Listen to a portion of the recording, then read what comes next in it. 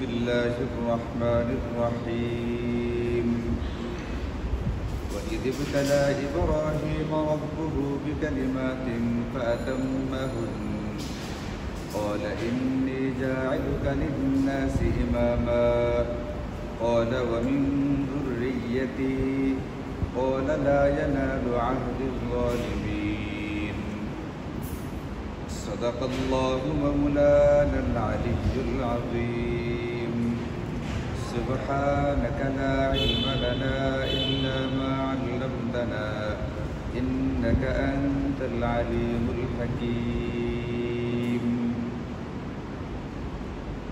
الحمد لله আল্লাহ পাক মেহেরবানি আর দয়া যে আল্লাহ তাআলা আমাদেরকে আমাদের নিয়মিত তাফসীরের বৈঠকে বসার তৌফিক দিয়েছেন। আজকে আমরা আমাদের ধারাবাহিক তাফসীর থেকে সূরাতুল বাকারা এর 124 নম্বর আয়াতে কারিমা একটি আয়াতে কারিমাই তেলাওয়াত করেছি। এই আয়াতে কারিমা থেকে আমরা গত সপ্তাহেও শুনেছি যে আল্লাহ তাআলা হযরতে ইসমাঈল আলাইহিস সালাতু ওয়াস সালামের যে বংশধারা বনু ইসমাঈল যেটা সেটার আলোচনা শুরু করছেন। গত সপ্তাহ পর্যন্ত আমরা যে আলোচনাগুলো শুনেছি সেগুলো ছিল বনি ইসরাঈল সম্পর্কে। বনি ইসরাঈল মূলত বনু ইসহাক। হযরতে ইব্রাহিম আলাইহিস সালাতু ওয়াস সালামের দুজন ছেলে ছিলেন, একজন হযরতে ইসমাঈল আলাইহিস সালাম আর একজন হযরতে ইসহাক আলাইহিস সালাম। হযরতে ইসহাক আলাইহিস সালামের যে ছেলে হযরতে ইয়াকুব, ওনার যারা বংশধর তাদেরকে বলা হয় থেকে বনি ইসরাঈল। এতদিন পর্যন্ত আমরা বনি ইসরাঈলের আলোচনা শুনেছি। আজকে থেকে ইনশাআল্লাহ হযরতে ইব্রাহিমের আরেক ছেলে হযরতে ইসমাঈল আলাইহিস সালাম, ওনার যে বংশধারা বনি ইসমাঈল, এটার আলোচনা শুরু হবে হযরতে ইব্রাহিমকে দিয়েই। তো আজকে 124 নম্বর আয়াতে কারিমাতে আল্লাহ তাআলা বলছেন ওয়া ইয ইবতালা ইব্রাহিম রাব্বুহু বিকালিমাতিন ফাআতাম্মাহুন্না, এবং স্মরণ করো সেই সময়কার কথা। মানে আয়াতের অর্থ হচ্ছে, আল্লাহ বলছেন যে অর্থ, এবং তোমরা স্মরণ করো সেই সময়কার কথা যখন হযরতে ইব্রাহিমের বেশ কয়েকটা বিষয় দিয়া তার প্রতিপালক পরীক্ষা নিলেন এবং তিনি সেই পরীক্ষাগুলোতে শতভাগ উত্তীর্ণ হলেন। এখন এখানে মুফাসসিরিনে কেরাম বেশ কিছু কথাবার্তা বলেছেন। তার ভিতরে এক নম্বর কথা হচ্ছে, আমরা যারা পরীক্ষা নেই বা পরীক্ষা দিই, বিশেষ করে আমরা যারা পরীক্ষা নেই স্কুল, কলেজ, মাদ্রাসায়, ইউনিভার্সিটিতে পরীক্ষা নেওয়া হয়, আমরা যে পরীক্ষা নেই সেই পরীক্ষা নেওয়ার একটা কারণ হচ্ছে আমাদের অজ্ঞতা। আমাদের কি অজ্ঞতা? আমাদের একটা ক্লাসে 40টা ছাত্রছাত্রী আছে। তো এই ছেলে মেয়েগুলোর ভিতরে কে সবচেয়ে ভালো মেধাবী, কে সবচেয়ে বেশি পড়াশোনা করে, আমাদের ক্লাসে বলা কথাগুলো সে কে সবচেয়ে বেশি ভালো বুঝছে, এটা আমরা বুঝতে পারি না পরীক্ষা নেওয়া ছাড়া। এটা আমাদের অজ্ঞতা। তো আমরা আমাদের 40 জন ছেলের ভিতরে সবচেয়ে মেধাবী কে, দ্বিতীয় কে, তৃতীয় কে, এটা খুঁজে বের করার জন্য আমরা একটা পরীক্ষার ব্যবস্থা করি এবং পরীক্ষার মধ্য দিয়ে আমরা আমাদের সেরা সন্তানগুলোকে খুঁজে বের করার চেষ্টা করি। তো দুনিয়াতে আমরা যে পরীক্ষা নিই, সেখানে পরীক্ষা নেওয়ার একটা মূল কারণ হচ্ছে আমাদের একটা বিষয়ে অজ্ঞতা। এই অজ্ঞতার কারণে আমাদেরকে পরীক্ষা নিতে হয়। কিন্তু আল্লাহ তাআলার ক্ষেত্রে তো এই ব্যাপারটা নেই। কারণ আল্লাহ তাআলা অতীতের খবরগুলো যেরকম জানেন, ভবিষ্যতে কি হবে না হবে সেগুলো আল্লাহ তাআলা জানেন। হযরতে ইব্রাহিমদের যে উদ্দেশ্যে পরীক্ষা নেওয়া হবে, এই পরীক্ষায় তিনি কতটুকু টিকবেন এবং পরীক্ষায় কতটুকু ভালো করবেন, এটাও কি আল্লাহ পাকের জানা ছিল না? ছিল না। আল্লাহ পাকের জানা ছিল। আল্লাহ পাক সব কিছু জানেন, আগে পরে সব কিছু জানেওয়ালা সত্তা উনি হচ্ছেন আল্লাহ তাআলা। আল্লাহ তাআলা আলিমুল গায়ব। আমরা এটা জানি, আল্লাহ তাআলা আগে পরে সব কিছু জানেন, এমন সত্তাকে বলা হয় থেকে আলিমুল গায়ব। এবং আল্লাহ হচ্ছেন হাজির নাজির, সদা সর্বদা সর্বক্ষেত্রে তিনি অবস্থিত, সব কিছু দেখেন, সব কিছু জানেন। আগে পরের কোনো কিছুই তার অজানা বা অজ্ঞাত নয়। তাহলে আল্লাহ তাআলা হযরত ইব্রাহিমের পরীক্ষা কেন নিচ্ছিলেন?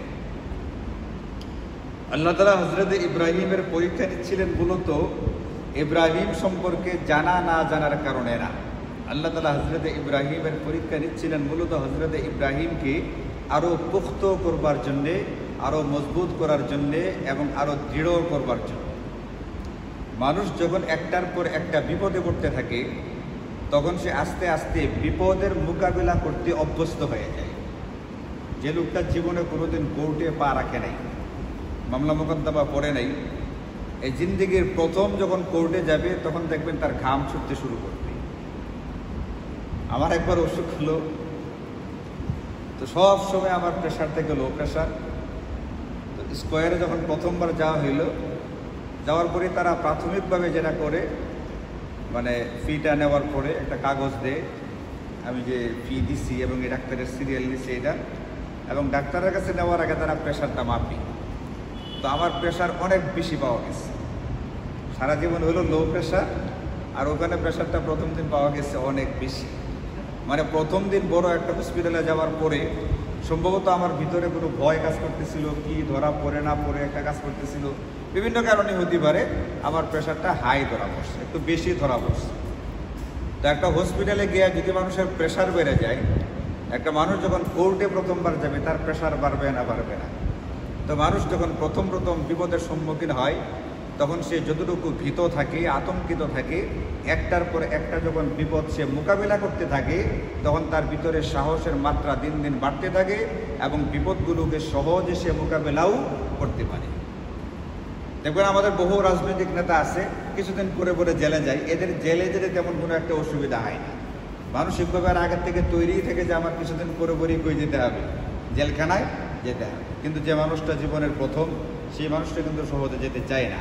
তা আল্লাহ তাআলা হযরত ইব্রাহিমের পরীক্ষা নিয়েছিলেন মূলত হযরত ইব্রাহিম পরীক্ষায় টিকবেন কি টিকবেন না এটা আল্লাহ পাকের অজানা ছিল, এই কারণে ব্যাপারটা এরকম না।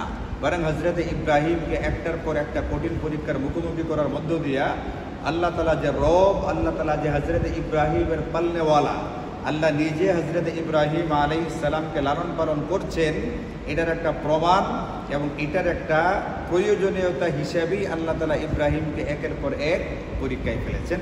এবং আল্লাহ পাকের মেহেরবানি, আমাদের যিনি আদি পিতা, আমাদের যিনি জাতির পিতা হযরত ইব্রাহিম, সেই পরীক্ষাগুলোই মানে খুব ভালোভাবে কী করেছেন, তিনি উত্তীর্ণ হয়েছেন, সাফল্য অর্জন করেছেন। তো এই কারণে আল্লাহ পাক পরীক্ষা নিছেন। দ্বিতীয় যে বিষয়টা নিয়ে মুফাসসিরিনে কেরাম আলোচনা করেছেন, মুফতি মুহাম্মদ শফি রাহিমাহুল্লাহ একেবারে চমৎকারভাবে সাজানো গোছানো আলোচনা করেছেন তার তাফসীরে মাআরিফুল কুরআনের মধ্যে, সেটা হচ্ছে আল্লাহ তাআলা হযরত ইব্রাহিমের পরীক্ষাগুলো কিভাবে নিয়েছিলেন, কি পরীক্ষা ছিল সেটা।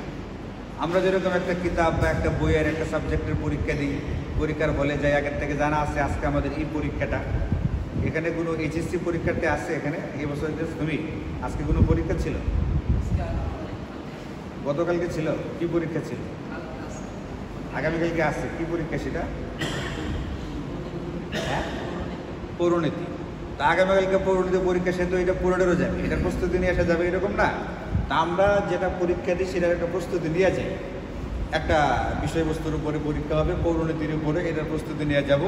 ইব্রাহিমের পরীক্ষাগুলো কী ছিল এই ব্যাপারে আপনারা নাম শুনেছেন হযরত হাসান বসরি রাহিমাহুল্লাহ, প্রখ্যাত বুজুর্গ, প্রখ্যাত মুহাদ্দিস, অনেক উচ্চমাপের আলেম, অনেক উচ্চমাপের বুজুর্গ হযরত হাসান বসরি রাহিমাহুল্লাহ। তিনি বলছেন হযরত ইব্রাহিমকে পরীক্ষা নেওয়া হয়েছিল 7টা বিষয় দিয়া, যেমন অগ্নিকুণ্ডে নিক্ষিপ্ত হওয়া, এরকমভাবে তার সন্তানকে কুরবানি করার জন্য আদিষ্ট হওয়া, তার স্ত্রী এবং শিশু বাচ্চাকে একবারে জনমানবহীন, গাছপালা পানিবিহীন একটা মরু এলাকাতে ছেড়ে আসা, ইত্যাদি কতগুলো। কখনো সূর্য প্রভু হিসাবে তার সামনে আসলো, কখনো চন্দ্র আসলো, কখনো তারকারাজি আসলো, এইগুলোকে তিনি অস্বীকার করলেন। এইগুলোর মাধ্যমে তাকে পরীক্ষা করা হয়েছে। এরকম 7টা জিনিসের কথা তিনি বলেছেন। কিন্তু সাহাবায়ে কেরাম এবং তাবেঈনে কেরামের মধ্যে বিভিন্ন রকমের উক্তি এবং মতামত পাওয়া যায়। কেউ কেউ বলছেন তাকে পরীক্ষা করা হয়েছিল 10টা বিষয় দিয়া, কেউ বলেছিলেন 20টি বিষয় দিয়ে, এবং কেউ বলেছেন 30টি বিষয় দিয়ে তাকে পরীক্ষা করা হয়েছে। অবশেষে সর্বশেষ মুফাসসিরিনে কেরাম এই সবগুলোর ভিতরে একটা সামঞ্জস্য বিধান করেছেন এইভাবে যে আসলে হযরত ইব্রাহিম আলাইহিস সালামকে আল্লাহ তাআলা বহু বিষয়গুলো দিয়ে পরীক্ষা করেছেন। আর যিনি 7টা বলছেন, 7টা কেন বলতে গেছেন, উনি বড় বড় বা মৌলিক বিষয়গুলো খালি উল্লেখ করে গিয়ে 7টা বলছেন, কেউ 10টা বলছেন, তিনিও মোটা মোটা বিষয়গুলো বলছেন, কেউ 20টা বলছেন, তিনি আরও কিছু বাড়াইয়া বলছেন, যিনি 30টা বলছেন। তার জিন্দিগিতে যতগুলো পরীক্ষা গেছে সবগুলোকে তিনি বলছেন, ছোট বড় সবগুলো একত্রিত গণনা করছেন। তো কেউ কেউ শুধু বড় বড় মোটা মোটাগুলো গণনা করছেন, এই জন্য সংখ্যায় কমে গেছে। আর কেউ কেউ ছোট বড় সবগুলো গণনা করেছেন, এই জন্য সংখ্যায় কী হয়ে গেছে, বেড়ে গেছে। এতে কোনো অসুবিধা নাই। আসলে পরীক্ষা হযরত ইব্রাহিমকে জিন্দিগিতে বহু বিষয়ে বহুভাবে ছোট বড় বিভিন্ন বিষয় দিয়েই করা হয়েছে। তো এখন এই পরীক্ষাগুলোর ভিতরে উল্লেখযোগ্য একটা যারা আপনাদেরকে বললাম, হযরত ইব্রাহিম আলাইহিস সালাতু ওয়াস সালাম যে সমাজে যে এলাকাতে বসবাস করতেন, এটা সম্পূর্ণ শিরকের ভিতরে ডুবা ছিল। আল্লাহ তাআলা হযরত ইব্রাহিমের মাধ্যমে শিরকের বিরুদ্ধে আওয়াজ উঠাইলেন, তাওহীদের দাওয়াত দিলেন, এক আল্লাহর উপরে ঈমান আনার জন্য আহ্বান করলেন। কুল হুয়াল্লাহু আহাদ আল্লাহুস সামাদ, আল্লাহ এক। এই যে এক আল্লাহর পক্ষে তিনি দাওয়াত দিলেন, তাওহীদের পক্ষে দাওয়াত দিলেন। দাওয়াত দিতে গিয়ে তিনি সমাজের লোকদের বিরোধিতার মুখে পড়লেন, এমনকি রাষ্ট্রীয় পর্যায় থেকে সর্বোচ্চ যে কর্তা তারও বিরোধিতার সম্মুখীন হইলেন। হযরত ইব্রাহিম আলাইহিস সালাতু ওয়াস সালামের জামানায় আপনারা জানেন রাষ্ট্রপ্রধান কে ছিল তৎকালীন? নমরুদ। গোটা পৃথিবীর বাদশা ছিল সে। এমনকি তার বিরোধিতায় তিনি করে গেলেন। এমনকি তার ঘরের তার পিতা আজার, ইনি নিজেও তার সন্তানের বিরুদ্ধাচরণ করতে শুরু করলেন। এতে করে হলো কি, তিনি সকল যে ব্যবস্থাপনা আছে যতগুলো পরিবার, সমাজ, রাষ্ট্র, সবগুলোর বিরুদ্ধাচরণের মুখে পড়লেন এবং সবগুলো শত্রু মিলে তার জন্য একটা শাস্তির ব্যবস্থা করলো, ভয়ঙ্কর একটা অগ্নিকুণ্ড নিক্ষেপ তৈরি করলো এবং এটার ভিতরে হযরত ইব্রাহিমকে নিক্ষেপ করা হলো। এই যে তিনি পরীক্ষায় পড়লেন, একটা ভয়াবহ রকমের পরীক্ষায়, কিন্তু এই পরীক্ষায় যখন তাকে অগ্নিকুণ্ডে নিক্ষেপ করা হচ্ছিল তখন তিনি একেবারেই স্বাভাবিক ছিলেন। কোনো রকমের আতঙ্কিত, ভীত হওয়া কোনো কিছুই তাকে স্পর্শ করতে পারে নাই। কারণ তিনি জানতেন যে তিনি যে পরীক্ষার সম্মুখীন হচ্ছেন এটা মূলত আল্লাহ পাকের হুকুমকে পালন করতে গিয়া, মান্য করতে গিয়া, যে আল্লাহর হুকুম পালন করতে গিয়া পরীক্ষায় পড়তে যাচ্ছি, ওই আল্লাহ আমার কি করবেন, হেফাজত। হাসবুনাল্লাহু ওয়া নি'মাল ওয়াকিল, এটা তিনি বলতেছিলেন। এই জন্য আমরা যখন কোনো বিপদে পড়ি, এটা হাদিসে পাকের মধ্যে আছে, নবীজি সাল্লাল্লাহু আলাইহি ওয়াসাল্লাম বলেন, যখন হযরত ইব্রাহিমকে অগ্নিকুণ্ডে নিক্ষেপ করা হচ্ছিল তিনি এটা বলছিলেন, হাসবুনাল্লাহু ওয়া নি'মাল ওয়াকিল, আল্লাহ আমার জন্য যথেষ্ট এবং তিনি উত্তম কর্মবিধায়ক। আমাকে রক্ষা করার জন্য বিপদ আপদ থেকে এটার জন্য একমাত্র কে যথেষ্ট? আল্লাহ যথেষ্ট। এবং কিভাবে তিনি রক্ষা করবেন এই জ্ঞানটা ভালোভাবেই তার আছে। তিনি অতি উত্তমভাবেই আমাকে সকল বিপদ থেকে হেফাজত করবেন। হাসবুনাল্লাহু ওয়া নি'মাল ওয়াকিল। এমনকি আমাদের নবীজি সম্পর্কে এটা আছে, আমাদের নবীজিও কোনো বিপদ আপদের সম্মুখীন হলে এই দোয়াটা তিনিই করতেন। এই জন্য আমাদের কোনো বিপদ আপদ আসলে লাকাদ খালাকনাল ইনসানা ফি কাবাদ, আল্লাহ বলছেন আমি মানুষকে তৈরি করেছি কষ্টের ভিতরে, পরিশ্রমের ভিতরে, বিভিন্ন রকম পরীক্ষা নিরীক্ষার মধ্যে। টুকটাক ছোট বড় বিভিন্ন রকমের বিপদ আপদ আসতে পারে, এইগুলোর সময় আমাদেরকে বেশি বেশি পড়তে হবে হাসবুনাল্লাহু ওয়া নি'মাল ওয়াকিল, হাসবুনাল্লাহু ওয়া নি'মাল ওয়াকিল। ইনশাআল্লাহ আল্লাহ তাআলা বিপদকে সহজ করে দিবেন। তো প্রথম পরীক্ষা তিনি দিলেন এবং পরীক্ষা থেকে তিনি বের হয়ে আসলেন। এখান থেকে বের হওয়ার পরে, মানে আমি আপনাদেরকে মোটা মোটা দুই একটা পরীক্ষার কথা বলতেছি, যেহেতু পরীক্ষা অনেকগুলো এবং এইগুলো কোনো কোনো মুফাসসিরিনে কেরাম বলছেন আল্লাহ তাআলা 10টা মোট 30টা বিষয় উল্লেখ করেছেন কুরআনুল কারীমের 4টা সূরার মধ্যে। সূরাতুল বারাআ বা সূরাতুত তাওবা নামে একটা সূরা আছে, এই সূরার ভিতরে 10টা বিষয় উল্লেখ করেছেন। সূরায়ে আহজাব একটা সূরা আছে, এটার ভিতরে 10টা গুণ উল্লেখ করে দিয়েছেন। এবং সূরায়ে মুমিনুন একটা সূরা আছে, এটার ভিতরে আল্লাহ তাআলা আরও 10টা বিষয় উল্লেখ করেছেন। হযরত ইব্রাহিম আলাইহিস সালাম যে 30টি বিষয়ের সম্মুখীন হয়েছিলেন, যে 30টা বিষয় দ্বারা তার পরীক্ষা নেওয়া হয়েছে, এই 3টা সূরার ভিতরে 10টা করে ওই 30টা বিষয়কে উল্লেখ করে দেওয়া হয়েছে।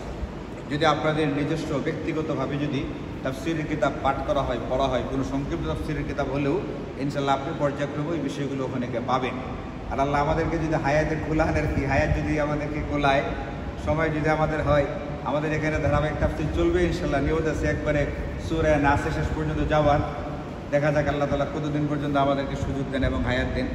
আল্লাহ তাআলা যেন আমাদের পরেও যেন এই তাফসীরটাকে মসজিদে বহাল রাখেন এবং কিয়ামত পর্যন্ত জারি থাকে, এই দোয়া আপনাদের সকলের কাছে রইল। আল্লাহ তাআলা যেন আমাদের সবার পক্ষ থেকে দোয়াগুলোকে কবুল করেন। তো তাহলে ইনশাআল্লাহ আলোচনা হবে। আমরা যদি পাই সূরাতুত তাওবা 10 নম্বর পারাতে আছে, আমরা এখন 1 নম্বর পারার শেষ দিকে আছি। তো 10 নম্বর পারাতে গেলে আমরা 10টা বিষয় পেয়ে যাবো ইনশাআল্লাহ। 18 নম্বর পারাতে সূরাতুল মুমিনুন আছে, ওখানে আরও 10টা আছে, এবং 21 নম্বর পারাতে বা 22 নম্বর পারাতে সূরাতুল আহজাব আছে, ওখানে আরও 10টা বিষয় রয়ে গেছে। মোটামুটি 22 নম্বর পারা পর্যন্ত যেতে পারলে আমরা 30টা বিষয় কী করবো, পেয়ে যাব। এখান থেকে বের হওয়ার পরে আল্লাহ তাআলা হযরত ইব্রাহিমকে হুকুম করেন আপনি হিজরত করেন। আপনি যে এলাকাতে আছেন এলাকার মানুষজন তো আপনাকে মানতেছে না, আপনার কথা শুনতেছে না, দাওয়াত কবুল করতেছে না। আমাদের নবীজি সাল্লাল্লাহু আলাইহি ওয়াসাল্লাম মক্কা থেকে হিজরত করে কোথায় গিয়েছিলেন? মদিনায় গিয়েছিলেন। হযরত ইব্রাহিম ও তার এলাকা থেকে হিজরত করে ইরাক বাবেল শহরে তার ছিল এলাকা, এখান থেকে হিজরত করে তিনি তৎকালীন শাম, বর্তমানের সিরিয়া, এখানে তাকে হিজরত করতে হুকুম দেওয়া হলো। হযরত ইব্রাহিম আলাইহিস সালাম সেখানে হিজরত করে গেলেন। এটাও একটা পরীক্ষা ছিল, কারণ নিজের জ্ঞাতি গোষ্ঠী, আত্মীয় স্বজন, পাড়া প্রতিবেশী, নিজের এলাকা ছেড়ে যাওয়া এটা কিন্তু খুব সহজ একটা ব্যাপার না। সহজ ব্যাপার হলে গত 4 মাস ধরে আমাদের মসজিদ থেকে মাত্র 3 দিনের জন্য তাবলীগ জামাত কি হয় না, বের হয় না। কয় দিনের জন্যে? 3 দিনের জন্যে। এলাকা সম্পূর্ণ ছেড়ে দেওয়া হবে না 3 দিনের জন্যে। হযরত ইব্রাহিমের মতো ইরাক থেকে সিরিয়াতে এক দেশ চাইলে আরেক দেশে, নাকি নিজের শহরের ভিতরেই, নিজের শহরের ভিতরে, তারপরেও কি হয় না, মানুষ বের হচ্ছে না। এমনও দেখছি 3 দিনের জন্য বের হয়ে থেকে কান্নাকাটিও করতেছে। তো এটা কিন্তু একবারে খুব সোজা মনে করার সুযোগ নেই যে হযরত ইব্রাহিম, আমরা যত সহজ করে বলে ফেলি, নবীজি মক্কা থেকে হিজরত করে মদিনায় গেলেন, হযরত ইব্রাহিম হিজরত করে ইরাক থেকে সিরিয়াতে গেলেন, এটা যত সহজ করে বলছি ব্যাপারটা বাস্তবে কি ছিল না, এতটা সহজ ছিল না। কিন্তু তিনি এই পরীক্ষাতেও উতরে গেলেন, তিনি হিজরত করে সিরিয়াতে চলে গেলেন। কিন্তু সিরিয়া থেকে মাত্র জীবনযাপন শুরু করছেন, কয়েকদিন গেল মাত্র, এর ভিতরে আবার নতুন করে আল্লাহ পাকের পক্ষ থেকে হুকুম আসলো আপনাকে আবার হিজরত করতে হবে নিজের স্ত্রী এবং নিজের ছোট্ট শিশু বাচ্চাকে নিয়ে। কোথায় যেতে হবে? কোথায় যেতে হবে? আপনি পথ চলতে থাকেন, আপনাকে বলা হবে কোথায় গিয়ে আপনি থামবেন। তো যখন হযরত ইব্রাহিম আলাইহিস সালাম তার ছোট্ট শিশু হযরত ইসমাইল এবং তার স্ত্রী হযরত হাজেরা, এই দুজনকে নিয়ে তিনি চলতে শুরু করলেন, রাস্তায় যেখানেই দেখতেন যে মানে বেশ পানি আছে, গাছগাছালি আছে, সবুজ তৃণলতা আছে বা সবজি আছে, বাড়িঘর আছে টুকটাক, তিনি সেখানেই বলতেন জিব্রাইলকে, জিব্রাইল এখানে আমরা অবস্থান করি, এখানেই এদেরকে রাখি। জিব্রাইল বলতেন যে না, এখানে না, আপনার জন্য আরও সামনে আগে বাড়তে হবে, আপনার জন্য সামনে জায়গা অপেক্ষা করতেছে। এইভাবে চলতে চলতে কয়েক জায়গায় থামার চেষ্টা করার পরেও হয় নাই, কারণ আল্লাহ পাকের হুকুম ছিল না। এখানে হযরত ইব্রাহিম যদি গো ধরতেন, যদি জেদ করতেন, তাহলে কিন্তু পরীক্ষায় কী হতেন, অসুবিধা হয়ে যেত। তো তিনি এটা করলেন না। যখন জিব্রাইল বললেন যে না আরও সামনে যেতে হবে, তিনি কিন্তু নির্দ্বিধায় আরও সামনে আগে বাড়লেন। চলতে চলতে এমন একটা জায়গাতে গেলেন, গিয়া দেখেন একবারে ধু ধু মরুভূমি, একবারে শুষ্ক, কোনো গাছ নাই, কোনো পাতা নাই, কোনো পানি নাই, কোনো বাতাস নাই, কিচ্ছু নাই। এমন একটা জায়গাতে গেলেন, যাওয়ার পরে হযরত জিব্রাইল বলেন যে আপনাকে এখানেই অবস্থান করতে হবে, তাও মাত্র অবস্থানটা হবে এরকমভাবে যে আপনি এখানে থাকবেন না, আপনাকে এখান থেকে চলে যেতে হবে। আপনার স্ত্রী আর ছোট্ট শিশু ইসমাইল এখানে বসবাস করবে। দীর্ঘদিন দোয়া করতে করতে শেষ বয়সে গিয়া কাকে পাইছিলেন? হযরতে ইসমাইল আলাইহিস সালামকে পাইছেন। এখন আবার তাকে ছাড়তে হবে, তাকে ছেড়ে হিজরত করে ইব্রাহিমকে আবার এখান থেকে চলে যেতে হবে। এখন এই ছোট্ট শিশুকে রেখে যে যাবেন, বাহ্যিকভাবে খানা পিনার কোনো ব্যবস্থা নেই। কিন্তু হুকুম কার? পরীক্ষা চলছে কার? হযরতে আল্লাহ না, পরীক্ষা চলছে তো কার? হযরত ইব্রাহিম আলাইহিস সালামের পরীক্ষা চলছে। তিনি পরীক্ষা দিচ্ছিলেন, তাকে পরীক্ষায় পাশ করতে হলে তাকে ছেড়ে চলে যেতে হবে, কোনো কিছু করার নেই। তিনি এরকম তৃণলতাহীন, পানিবিহীন, জনমানবহীন একটা ধুধু শুষ্ক মরুভূমিতে হযরতে হাজেরা এবং হযরতে ইসমাইলকে রেখে তিনি চলে গেলেন। হযরতে হাজেরা তার ছোট্ট বাচ্চার পানির জন্য চিৎকার করতেছে, পানি পান না খুঁজতে খুঁজতে একবার সাফা পর্বতে ওঠেন, একবার মারোয়াতে ওঠেন। এইভাবে দৌড়তে দৌড়তে 7 বার চক্কর লাগিয়েছে। তো আল্লাহ পাক তার এই 7 বারের চক্করটা স্মৃতি হিসাবে রেখে দেওয়ার জন্যে আমাদের মধ্যেও, আমরা তো বনু ইসমাইল, আমরা তো হযরতে ইসমাইল আলাইহিস সালামের বংশ থেকে আসছি, আমাদের ভিতরে এটাকে স্মৃতি হিসেবে রেখে দেওয়ার জন্যে এই আমলটাকে হজের ভিতরে ওয়াজিব করে দিলেন। এই জন্য হাজি সাহেবরা উমরাকারীরা হজ বা উমরা করতে গেলে তাদের হজ এবং উমরার ভিতরে ওই সাফা আর মারওয়া থেকে করতে হবে, সাইডে করতে হবে। তবে হজরতে হাজেরা যে কষ্টটা হয়েছিল এই কষ্টটা বর্তমান হাজি সাহেবদের হয় না, কারণ যেখানে সাফা মারওয়াতে সাই করা হয় ওই জায়গাটা সম্পূর্ণ এসি করা, ওখানে ফ্যান চলতেছে, তখন হালকা একটা যন্ত্রের মাধ্যমে ছিটায় ছিটায় পানি মারতেছে, হালকা মানে একবারে কি বলবো এটাকে, আপনার সুইয়ের যে অগ্রভাগটা আছে না এটার মাথার মতো হালকা পানির ছিটা আপনার গায়ে লাগতেছে, খুবই আরাম। এরকম ঝুঁকঝুঁকে তেলতেলা জায়গা, টাইলস করা, আপনি এখান থেকে এক মাথায় যাবেন আর এক মাথা থেকে আর এক মাথায় যাবেন, আরামসে যাবেন, কোনো রকম তেমন কোনো কষ্ট নেই। এরপরেও হাজি সাহেবদের কী হয়ে যায়, কষ্ট হয়ে যায়, কারো হুইল চেয়ার লাগে, কারো এটা লাগে, কারো ওটা লাগে। কিন্তু হজরত হাজেরা যখন দৌড়াইছিলেন না ছিল পানি, না ছিল এসি, না ছিল ফ্যান, না ছিল এরকম সমতল ভূমি, ওখানে উঁচু নিচু এবড়ো খেবড়ো অবস্থা ছিল। এই অবস্থার ভিতরে তিনি দৌড়াইছেন, এটাকে আল্লাহ পাক ধরে রাখছেন। 7 বার চক্করের পরে আইসা দেখেন ইসমাইল যে জায়গায় শোয়া ছিল, পাগুলো মানে ইয়া করতেছিল, নড়াচড়া করতেছিল, সেখান থেকে ছোট্ট একটা ঝর্ণার মতো তৈরি হয়েছে এবং ওখান থেকে পানি কি হচ্ছে, সেই পানি এখনো বের হইতেছে। আশ্চর্যের ব্যাপার হলো এখন পর্যন্ত কি হইতেছে এবং ইনশাল্লাহ কিয়ামত পর্যন্ত এখান থেকে পানি কি হবে। এই হযরত ইসমাইলের পায়ের আঘাতে যে কুয়াটা তৈরি হয়েছিল সেই কুয়ার নামই হচ্ছে কি জমজম কুয়া। যে জমজম কুয়ার পানি পান করলে নবীজি সাল্লাল্লাহু আলাইহি ওয়াসাল্লাম বলেন বা ও জমজমা লিমা শুরিবা লাহু, জমজমের পানি যে যে নিয়তে পান করে আল্লাহ পাক তার সেই নিয়তকে পূরণ করে দেন। এত বরকতপূর্ণ পানি এই যে বের হচ্ছে, এই যে বের হচ্ছে কোনোদিন শেষ হচ্ছে না। কি পরিমাণ পানি দৈনিক বিভিন্ন জায়গাতে পাঠানো হইতেছে, মক্কা মদিনা সহকারে কি পরিমাণ পানি হাজি সাহেবরা খাইতেছেন। তোয়াফ করে করে পানি খাইতে হয়, গ্লাসের পর গ্লাস, অন টাইম গ্লাস দিয়ে পানি খাইতেছে। পানির কোনো কি নেই, কোনো কমতি নেই, কোনো শেষ নেই, কোনো অতৃপ্তি নেই।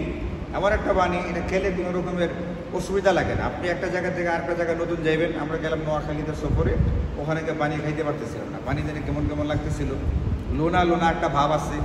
ওখানকার পানি আপনি এক জায়গা থেকে আরেক জায়গায় যাবেন, গেলে একটু অসুবিধা লাগে, কিন্তু জমজমের পানি আপনি যখনই খাবেন দেখবেন কোনো কি লাগতেছে না, অসুবিধা লাগতেছে না। একেবারে স্বাভাবিক মিষ্ট যে পানিটা, আপনার যে পানিটা দরকার ওটা ওই রকম একটা পানি, গ্লাসের পর গ্লাস খাওয়া হইতেছে, কোনো রকম কোনো অসুবিধা হচ্ছে না।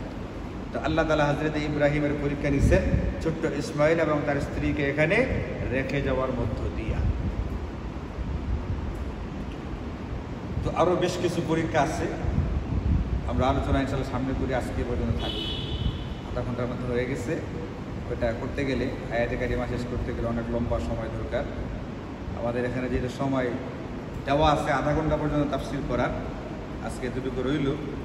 তো আজকে আমরা যতটুকু পড়লাম এর ভিতরে শিক্ষণীয় বিষয়, যদি আয়াত শেষ হয় নাই এরপরও যদি আমরা শিক্ষণীয় বিষয় খুঁজে বের করি, একটা হচ্ছে এইটা যে আমরা আমাদের জীবনে বিভিন্ন সময় আল্লাহ পাকের পক্ষ থেকে পরীক্ষার সম্মুখীন হতে পারি।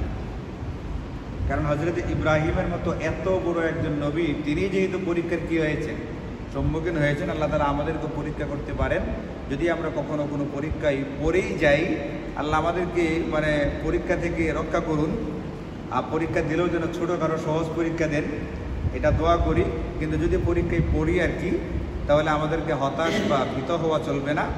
আল্লাহ পাকের উপরে ভরসা করে হাসবুনাল্লাহু ওয়া নি'মাল ওয়াকিল বেশি বেশি পড়ে পড়ে সেই পরীক্ষাটায় আমাদের অংশগ্রহণ করতে হবে এবং যে কোনোভাবে সেখান থেকে উত্তীর্ণ হয়ে বের হয়ে আসতে হবে। এটা একটা শিক্ষণীয় বিষয় যে আমাদের জিন্দেগিতে এগুলো আসতে পারে।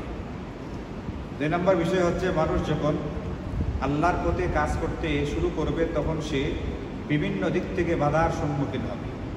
যেমন হযরত ইব্রাহিম তার তৎকালীন রাষ্ট্রপ্রধান, তার সমাজ এমনকি তার পরিবার থেকে কী হয়েছিলেন, বাধার সম্মুখীন হয়েছিলেন, বিপদগ্রস্ত হয়েছিলেন। তো এই ধরনের বিপদে পতিত হলেও মানুষ যদি দৃঢ় থাকে, অটল থাকে, নিজের বিষয়টার উপরে অবিচল থাকে, তো আল্লাহ পাকের পক্ষ থেকে সাহায্য আসে। আল্লাহ তাআলা হযরত ইব্রাহিমকে আগুনের ভিতরেও পরম শান্তিতে রেখেছিলেন। এই জন্য আমাদের দাওয়াতের কাজ করতে হবে। দাওয়াতের কাজ করতে গিয়ে কখনো কখনো এদিক সেদিক হতে পারে, অসুবিধার সম্মুখীন হওয়া লাগতে পারে, তখন আমাদেরকে দৃঢ় এবং অটল থাকতে হবে। 3 নম্বর শিক্ষণীয় বিষয় হচ্ছে হিজরত মানে বর্জন করা, ছেড়ে দেওয়া। আল্লাহ যদি কখনো আমাদেরকে কোনো কিছু বর্জন করতে বলেন, তাহলে সেইগুলো বিনা বাক্য ব্যয়ে, বিনা দ্বিধায় সেইগুলোকে বর্জন করে ফেলতে হবে, যেমনটা করেছিলেন হজরতে ইব্রাহিম আলাইহিস সালাম এবং আমাদের নবীজি সাল্লাল্লাহু আলাইহি ওয়াসাল্লাম। আল্লাহ তাআলা বর্জন করতে বলছেন হারাম, আমাদের বর্জন করতে কোনো অসুবিধা আছে? আল্লাহ তাআলা বর্জন করতে বলছেন সকল প্রকার গুনাহকে, আমাদের এগুলো বর্জন করতে কোনো রকম দ্বিধা আসবে মনের ভিতরে? না, এগুলো আসা যাবে না। হযরত ইব্রাহিমের মনে আসে নাই, তিনি অনায়াসে হিজরত করেছেন, তার সন্তানকে তার স্ত্রীকে ছেড়ে দিয়েছেন, এলাকা ছেড়ে দিয়েছেন। এত বড় কঠিন কিন্তু পরীক্ষা এখনও আল্লাহ তাআলা আমাদের নেন নাই, আমাদের এলাকা ছেড়ে দিতে হবে। মায়ানমারের মুসলমানদের কিন্তু এলাকা ছাড়তে হয়েছে, ফিলিস্তিনের মুসলমানদেরকে ছাড়তে হয়েছে, কিছুদিন আগে ইরানের লোকজনকে ছাড়তে হয়েছে, বিভিন্ন কাশ্মীরের মুসলমানদেরকে ছাড়তে হয়েছে, আফগানিস্তান পাকিস্তানের বিভিন্ন এলাকার লোকদেরকে ছাড়তে হইতেছে। আল্লাহ কিন্তু আমাদের জন্য সহজ করছে, অনেক ভালো রাখছেন আমাদেরকে, আলহামদুলিল্লাহ, আল্লাহ পাকের মেহেরবানি। ফিলিস্তিনের যদি অবস্থা আপনি দেখেন, আজকেও না কালকে এখন ডাক্তারের সাক্ষাৎকার পড়লাম, মানে ফিলিস্তিনে চিকিৎসা করতেছেন, তিনি বলতেছেন একটা ব্যবস্থার ভিতরে আমার এটা লেখার দরকার যে আপনি এই ওষুধটা খাবারের পরে খাবেন, কিন্তু আমি কথাটা লিখতে পারতেছিলাম। উনি বলছেন যে আমি এটা লিখবো যে এই ওষুধটা খেতে হবে কিসের পরে, কিন্তু আমি লিখতে পারতেছি না। কেন লিখতে পারতেছি না? খাবারই তো নাই, সেটা খাবারের পরে খাবে, তার খাবার তার কাছে নাই। ওষুধ তো দূরের কথা, জীবনটাকে ধরে রাখবার জন্য যে খাবারটা দরকার সেই খাবারটা দেখতেছে নাই। এত কঠিন পরীক্ষা দিয়ে এখন আমরা পড়ি নাই, তারা যে কঠিন পরীক্ষায় পড়ছে, আল্লাহ তাআলা তাদেরকে অতি সহজে অতি দ্রুত পরীক্ষা থেকে আল্লাহ তাআলা মুক্তি দান করুন এবং তাদেরকে অতি সহজে বিজয় দান করুন এবং আমাদেরকে অতি কঠিন পরীক্ষা থেকে আল্লাহ তাআলা হেফাজত করুন। হতে পারে তাদের মধ্যে এতটা অবিচলতা, এতটা দৃঢ়তা আমাদের মধ্যে নাই। আমরা হয়তো বা এই রকমের পরীক্ষায় পড়লে আল্লাহ হেফাজত করুক, কে কোন অবস্থায় যাবে তার কোনো ঠিক ঠিকানা নেই। কিছুদিন আগে কামেল পাশ করা, কামেল, আপনারা জানেন যে আলিয়া মাদ্রাসাতে যেটা দাওরায়ে হাদিস কামেল পাশ করা একজন আলেম ফেসবুকে লিখে বসছে, ফিলিস্তিনের এই যে মানুষগুলো মারা যাইতেছে এবং ছোট ছোট বাচ্চাগুলো কঙ্কাল হয়ে গেছে, হাড্ডিসার হয়ে মারা যাইতেছে, সে লিখতেছে আল্লাহ যে আছে এটাতে আর এমন আর বিশ্বাস হইতেছে না। সে কিন্তু স্কুল কলেজ পড়ুয়া না, আলিয়া হইলেও তো কি একটা এটা মাদ্রাসা, অন্তত ধর্মের মৌলিক জ্ঞানগুলো তার আছে, মানে তার কাছে এটা এতটাই অসহনীয়, এতটাই কষ্টকর মনে হয়েছে যে সে এই কথা বলে বসছে, তার কাছে মনে হইতেছে না যে আল্লাহ আসলে আছে। এই কথাটা যদিও সে কষ্টে বলছে, কিন্তু এইভাবে কথা বলা কি নেই, জায়েজ নেই, তাকে কালিমা নতুন করে পড়ে ঈমানকে নবায়ন করতে হবে। তো সে তো অন্যদের কষ্ট দিকে সিরে সহ্য করতে পারলো না, ঈমানকে হারায় বসছে। আর যদি নিজে ওই পরীক্ষার ভিতরে পড়ে যায় তখন তার কী দশা হবে বলেন? এই জন্য আল্লাহ তাআলা বলছেন, নবীজি বলছেন, দাজ্জালের পরীক্ষা হবে সবচেয়ে কঠিন পরীক্ষা। কত মানুষ কষ্টে পতিত হয়ে ঈমানকে হারায়। এই জন্য আমাদের 3 নম্বর শিক্ষণীয় বিষয় হচ্ছে, যদি আল্লাহ পাক কখনো কোনো কিছুকে হিজরত বা বর্জন করতে বলেন, আল্লাহ পাকের সন্তুষ্টির জন্যে ওই বিষয়গুলো করে আমরা ইনশাআল্লাহ নির্দ্বিধায় বর্জন করে দিই। যেমন সকল প্রকার গুনাহ, নবীজি হাদিসে পাকের ভিতরে বলেন, আরে প্রকৃত মুহাজির, সত্যিকারের হিজরতকারী তো সেই ব্যক্তি যে নাকি সমস্ত গুনাহকে হিজরত করে ফেলছে, মানে সমস্ত গুনাহকে ছেড়ে দিচ্ছে। এটা আমাদের আজকের 3 নম্বরের শিক্ষণীয় বিষয়। আল্লাহ তাআলা এইগুলোর উপরে আমাদেরকে আমল করার তৌফিক দান করুন। ওয়া আখিরু দাওয়ানা আলহামদুলিল্লাহি রাব্বিল আলামিন।